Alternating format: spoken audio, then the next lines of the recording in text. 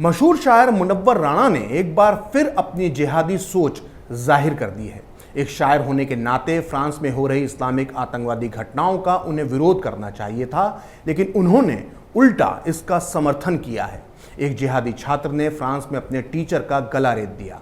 मुनव्वर राणा को इसकी मजम्मत करनी चाहिए थी, लेकिन उन्होंने तो ये तक कह दिया कि अगर मैं उस छात्र की जगह होता तो मैं यही करता। दरअसल मुनव्वर राणा जैसे शायरों का यही असली चेहरा है। ये मुशायरों में लोगों की दाद लेने के लिए गंगा जमनी तहजीब की बातें करते हैं, लेकिन हकीकत में इनके दिमाग में जहर ही भरा होता है। कभी ये माँ पर चुराई हुई गज़लें सुनाते हैं, तो कभी ये कहते हैं कि ये देखकर पतंगे भी हैरान हो गईं, अब तो छतें भी हिंदू और मुसलमान हो गईं। लेकिन हकीकत में मुनव्वर राणा जैसे शायरों की छतों पर ही नहीं बल्कि पूरी हवेली में जिहादी नफरत बसती है। दरअसल मुनव्वर राणा ही नहीं बल्कि इस देश के कई उर्दू शायरों की मानसिकता हमेशा से जिहाद से भरी रही है। ये मंच पर भले ही गुजिया और सेवैयां की बातें करते हों, लेकिन जब साबित करने का मौका आता है तो ये अपनी कौम के साथ जाकर खड़े हो जाते हैं।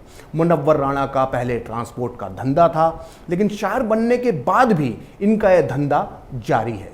फर्क बस इतना है कि पहले ये सामान ट्रांसपोर्ट करते थे, अब ये अपनी शायरी के जरिए जिहाद ट्रांसपोर्ट करते हैं। राहत इंदौरी अब इस दुनिया में नहीं है, लेकिन उनका भी ट्रैक रिकॉर्ड करीब करीब यही था। यहाँ तक कि वो तो मुशायरों में कभी गोधरा कांड के मुस्लिम हत्यारों का बचाव करते थे, तो कभी देश के प्रधानमंत्री के बारे में अश्लील बयान देते थे। कुछ यही हाल जावेद अख्तर का भी है। सीए विरोधी आंदोलन में उनका असली चेहरा पूरे देश देख चुका है। आखिर ये शायर ऐसे क्यों होते हैं? दरअसल इसके पीछे है इनका इतिहास और इनके आदर्श। असल में ये सारे शायर अल्लामा इकबाल, जोश मलिहाबादी, हसरत मोहानी और ख्वाजा हसन निज़ामी जैसे शायरों को अपना आदर्श मानते हैं। और ये सारे के सारे बड़े शायर अपने मज़हब को देश के ऊपर मानते थे। ये कहना गलत नहीं होगा कि अपनी शायरी में बड़ी बड़ी बातें करने वाले ये सारे शायर अंदर खाने में कट्टर इस्लामी विचारधारा के समर्थक थे। आज मैं खरी बात में तथ्यों, तर्कों और सबूतों के साथ मुनव्वर राणा के इन उस्तादों की हकीकत आपको बताऊंगा। तो बिना देर किए शुरुआत करते हैं अल्लामा इकबाल से। इकबाल को मिर्ज़ा गालिब के बाद उर्दू का सबसे महान शायर माना जाता है, लेकिन हकीकत में इकबाल किसी जिहादी से कम नहीं थे जिन्होंने इस देश में सबसे पहले पाकिस्तान की नींव रखी। पाकिस्तान आज भी इकबाल को अपना जनक मानता है और हिंदुस्तान के शायर और कई उर्दू प्रेमी इकबाल को अपना अब्बा मानते हैं। दरअसल मुनव्वर राणा ने जो आज बोला है वो काम इकबाल 100 साल पहले ही कर चुके थे। बात 1929 की है। एक 19 साल के जिहादी इल्मुद्दीन ने आर समाज के नेता महाशय राजपाल की हत्या कर दी। असल में राजपाल ने एक रंगीला रसूल नाम की किताब प्रकाशित की थी, जिस पर मुसलमानों का कहना था कि इस किताब में प्रोफेट मोहम्मद का अपमान किया गया है। खैर, लाहौर हाईकोर्ट ने राजपाल को इन आरोपों से बरी कर दिया था, लेकिन फिर भी जिहादी इल्मुद्दीन ने इस्लाम के अपमान के नाम पर राजपाल की चाकुओं से गोदकर हत्या कर दी। ठीक वैसे ही जैसे पेरिस में एक जिहादी ने टीचर की हत्या की थी। जैसे आज शायर मुनव्वर राणा उस जिहादी को सही ठहरा रहे हैं, ठीक उसी तरह से उस दौर में जिहादी इल्मुद्दीन के बचाव में उतरे थे शायर अल्लामा इकबाल। सारे जहां से अच्छा लिखने वाले शायर अल्लामा इकबाल के कहने पर मोहम्मद अली जिन्ना ने कातिल इल्मुद्दीन की तरफ से पैरवी की। जिन्ना ने कोर्ट में दलील दी कि इल्मुद्दीन की उम्र सिर्फ 19 साल है, इसलिए उसे माफ़ कर दिया जाना चाहिए, लेकिन जिन्ना ये केस हार गए और लाहौर हाईकोर्ट के आदेश पर 31 अक्टूबर 1929 को इल्मुद्दीन को फांसी पर लटकाकर उसे वहीं मियाँ वाली जेल के अंदर ही दफन कर दिया गया। सोचिए, उसके बाद भी अल्लामा इकबाल नहीं रुके। उन्होंने कातिल इल्मुद्दीन के शव को जेल की कब्र से निकालकर मुस्लिमों को सौंपे जाने की मांग की। इकबाल की मांग मान ली गई और कहते हैं कि लाहौर के 6 लाख मुसलमान इल्मुद्दीन के जनाजे में शामिल हुए। इकबाल ने उस दिन इल्मुद्दीन की कब्र पर भाषण देते हुए कहा कि शहीद इल्मुद्दीन ने 19 साल की उम्र में हमारी आंखें खोल दी। हम जैसे पढ़े लिखे लोग सिर्फ बातें करते रह गए और एक बढ़ई यानी कारपेंटर का बेटा इल्मुद्दीन हमसे कहीं आगे निकल गया। मशहूर शायर इकबाल की इस घटिया और जिहादी दलील सुनने के बाद आपको एहसास हो गया होगा कि मुनव्वर राणा के दिमाग का डीएनए क्या है। ये वही इकबाल है जिन्होंने तराना मिल्ली में लिखा था कि चीनो अरब हमारा, हिंदुस्तान हमारा, मुस्लिम है हम, वतन है सारा जहां हमारा, तौहीद की अमानत सीनों में है हमारे, आसान नहीं मिटाना नामो निशां हमारा। यानी इकबाल कह रहे हैं कि हम मुसलमान हैं और सारा भारत हमारा है। इस पूरे तराने में इकबाल सिर्फ एक ही बात कहने की कोशिश कर रहे हैं कि इस हिंदुस्तान पर अगर किसी का हक है तो वो हम यानी मुसलमानों का। दरअसल मुनव्वर राणा जैसे कई शायर इकबाल की इसी कट्टरपंथी मुस्लिम सोच का प्रतिनिधित्व करते हैं। हैरत की बात है कि पाकिस्तान बनाने वाले इकबाल भी की शायरियां आज भी इस देश के बीए उर्दू और एमए उर्दू के कोर्स में शामिल हैं और इन्हें छात्रों को पढ़ाया जाता है। सोचिए हम उर्दू पढ़ने वाले छात्रों को किस तरह की सोच दे रहे हैं। तो आइए अब आगे बढ़ते हैं। अल्लामा इकबाल के बाद अब बात करते हैं एक और मशहूर शायर जोश मलिहाबादी की। उत्तर प्रदेश के मलिहाबाद के रहने वाले जोश को गालिब और इकबाल की श्रेणी का ही शायर माना जाता है। ये इतने बड़े शायर थे कि देश के प्रधानमंत्री जवाहरलाल नेहरू भी इनके मुरीद थे। यहाँ तक कि वो जोश मलिहाबादी का दिल्ली में होने वाला कोई मुशायरा नहीं छोड़ते थे। बंटवारे के बाद जोश मलिहाबादी को पाकिस्तान जाने से रोकने के लिए नेहरू ने उन्हें सरकारी नौकरी ही नहीं दी बल्कि देश का तीसरा सबसे बड़ा सम्मान पद्म भूषण भी दिया। लेकिन देश के एहसानों को भुला देना जोश मलिहाबादी जैसे शायरों की फितरत होती है। आज़ादी के पूरे 9 साल बाद 1956 में एक दिन जोश मलिहाबादी ने नेहरू को एक ऐसी बात बताई जिसे सुनकर नेहरू के पैरों के नीचे की ज़मीन खिसक गई। जोश ने बताया कि अब वो हिंदुस्तान छोड़कर पाकिस्तान में बसना चाहते हैं और वहाँ की नागरिकता लेना चाहते हैं क्योंकि हिंदुस्तान में उर्दू भाषा का कोई भविष्य नहीं है।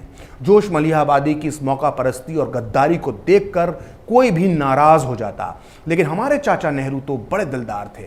उन्होंने जोश मलिहाबादी को हिंदुस्तान में रुकने के लिए एक नया ऑफर दिया जिसका जिक्र खुद जोश मलिहाबादी ने अपनी आत्मकथा यादों की बारात में पेज नंबर 196 से 206 के बीच किया है। वो लिखते हैं कि नेहरू ने मुझसे कहा कि जोश साहब, आपने मुझे बड़ी मुश्किल में डाल दिया है। आप चाहें तो अपने बच्चों को पाकिस्तान का नागरिक बना दीजिए, लेकिन आप यहीं हिंदुस्तान में रुक जाइए, यहाँ की नागरिकता मत छोड़िए। आप चाहें तो उर्दू को आगे बढ़ाने के नाम पर साल में 4 महीने पाकिस्तान में अपने परिवार के पास रह सकते हैं। इसके बदले में भारत सरकार आपको 4 महीने की छुट्टी और उस दौरान पूरी सैलरी भी देगी।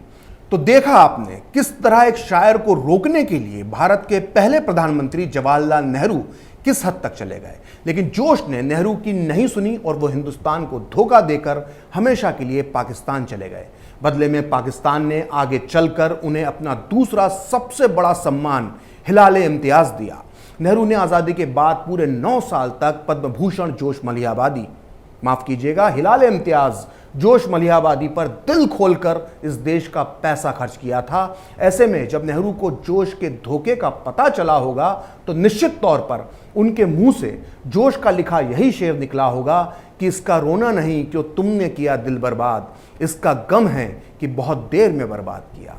जोश मलिहाबादी की इस फितरत की तुलना आप मुनव्वर राणा की फितरत से भी कर सकते हैं। मुनव्वर राणा को भी इस देश ने बेइंतहा प्यार दिया, लेकिन वो कई मौकों पर इस प्यार को धोखा दे चुके हैं। खैर, अब जोश मलिहाबादी के बाद बात करते हैं एक और बड़े शायर हसरत मोहानी की। हसरत मोहानी कांग्रेस के नेता तो थे ही, वो पाकिस्तान बनाने वाली मुस्लिम लीग के अध्यक्ष भी थे।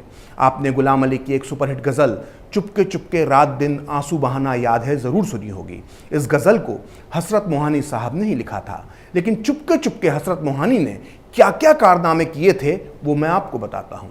दरअसल खिलाफत आंदोलन के दौरान 1921 में केरल में हिंदुओं का नरसंहार हुआ था, जिसे मोपना नरसंहार के नाम से जाना जाता है। इस नरसंहार के दौरान मुसलमानों ने न केवल हजारों हिंदुओं की हत्या की बल्कि उनका जबरन धर्म परिवर्तन भी करवाया। मैं इस बर्बर हत्याकांड पर पहले भी एक वीडियो बना चुका हूं, आप उसे देख सकते हैं। खैर, जब इस मोपना नरसंहार के खिलाफ कांग्रेस के अहमदाबाद अधिवेशन में एक प्रस्ताव लाया गया तो सबसे पहले इस प्रस्ताव का विरोध किया शायर हसरत मोहानी ने। सोचिए, एक शायर जिसे मासूमों की हत्या का विरोध करना चाहिए था, वो शायर कांग्रेस के मंच से हत्यारों का समर्थन करने लगा। हसरत मोहानी ने कांग्रेस के अधिवेशन में कहा, मोपला का इलाका दारुल अमन यानी शांति का देश नहीं रह गया था, वह दारुल हरब यानी जहां गैर मुस्लिमों का राज होता है में तब्दील हो गया था। मोपला मुसलमानों को शक था कि हिंदू अंग्रेजों से मिले हुए हैं। मोपला मुसलमानों ने यह ठीक किया कि हिंदुओं के सामने कुरान का कलमा पढ़ने या फिर तलवार से कट जाने का विकल्प रखा। इस तरह वहाँ के हिंदू अगर अपनी जान बचाने के लिए मुसलमान बन गए तो ये अपनी अच्छा से किया गया धर्मांतरण है। इसे जबरन धर्म परिवर्तन नहीं कहा जा सकता। तो सुना आपने शायर हजरत मोहानी ने किस तरह से तलवार की नोक पर मुस्लिम बनाए जाने को सही ठहराया था। उन्होंने मासूम हिंदुओं की हत्याओं को भी जायज़ ठहराया। कुछ इसी तरह से मुनव्वर राणा भी आज के फ्रांस के टीचर की हत्या को जायज़ ठहरा रहे हैं। अगर आपको लगता है कि 1947 के बाद हजरत मोहानी पाकिस्तान चले गए होंगे तो आप गलत हैं। मोहानी साहब मरते दम तक भारत में ही रहे और देश का संविधान बनाने वाली संविधान सभा के सदस्य भी बने। हजरत मोहानी के नाम पर भारत और पाकिस्तान में कई सड़कें, मोहल्ले और इमारतें हैं। यहाँ तक कि 2014 में भारत के उपराष्ट्रपति हामिद अंसारी ने हजरत मोहानी के नाम पर 5 रुपए का डाक टिकट जारी किया। वहीं पाकिस्तान में भी उनके सम्मान में 3 रुपए का डाक टिकट छप चुका है। कोई बहुत बड़ी बात नहीं कि एक दिन मुनव्वर राणा के नाम पर भी डाक टिकट छप जाए। आइए अब हजरत मोहानी के बाद बात करते हैं एक और मशहूर शायर ख्वाजा अहमद निज़ामी की। 1920 के दशक में ख्वाजा हसन निज़ामी को हिंदू मुस्लिम एकता का प्रतीक माना जाता था, लेकिन हकीकत में ख्वाजा हसन निज़ामी को इस बात का बेहद अहंकार था कि मुसलमानों ने इस देश पर हुकूमत की है। कहा जाता है कि ख्वाजा हसन निज़ामी भी धर्म परिवर्तन के कार्य में लगे हुए थे और इसके समर्थन में उन्होंने एक विवादित किताब दाई इस्लाम भी लिखी थी। डॉक्टर बाबा साहब अम्बेडकर ने अपनी किताब में ख्वाजा हसन निज़ामी के एक ऐसे बयान का उल्लेख किया है जो उनकी एक अलग सोच को सामने लाता है। इस किताब के मुताबिक ख्वाजा हसन निज़ामी ने एक बार कहा था, मुसलमान हिंदुओं से घुल मिल नहीं सकते क्योंकि खूनी जंग के बाद मुसलमानों ने भारत पर फतेह हासिल की है और अंग्रेज़ों ने भारत मुसलमानों से लिया था। मुसलमान भारत के अकेले बादशाह हैं, वो कभी भी अपना व्यक्तित्व और पहचान नहीं छोड़ेंगे। मुसलमानों ने सैकड़ों वर्षों तक हिंदुओं पर हुकूमत की है, इसलिए उनका इस देश पर सबसे पहले अधिकार है। हिंदू इस संसार का अल्पसंख्यक समुदाय है जिसे आपसी झगड़ों से ही फुर्सत नहीं है। उन्हें आपसी लड़ाइयाँ लड़ने दें, उनमें दूसरे लोगों पर शासन करने की क्षमता ही नहीं है। मुसलमानों ने हुकूमत की है और मुसलमान ही हुकूमत करेंगे। सोचिए, क्या एक शायर की सोच ऐसी हो सकती है जो ये कहे कि मुसलमान भारत के अकेले बादशाह हैं। दरअसल शायर तब के हों या आज के, इकबाल हों या मुनव्वर राणा, इनकी सोच यही रही है। अगर इतना जानने के बाद भी आपको लगता है कि एक अच्छा शायर एक अच्छा इंसान होता है तो मेरी बातों पर फिर से गौर कीजिएगा। फिलहाल खरी बात प्रखर के साथ में इतना ही। आप चाहें तो मुझसे जुड़ने के लिए मेरे फेसबुक पेज प्रखरश्री 78 को लाइक कर सकते हैं और अगर ट्विटर पर आप मुझसे जुड़ना चाहते हैं तो ट्विटर हैंडल है मेरा प्रखरश्री 78। अगर आपको ये वीडियो पसंद आया तो इसे लाइक करें, शेयर करें और कैपिटल टीवी को सब्सक्राइब करें। नमस्कार। अगर आपको हमारा वीडियो पसंद आया हो तो इसे लाइक करें, हमारे चैनल को सब्सक्राइब करें और हाँ, बेल आइकन दबाना ना भूलें ताकि आप तक हमारे वीडियो की नोटिफिकेशन पहुंचती रहे। आप अपना सुझाव हमें कमेंट बॉक्स में दे सकते हैं। हमारे साथ जुड़ने के लिए शुक्रिया।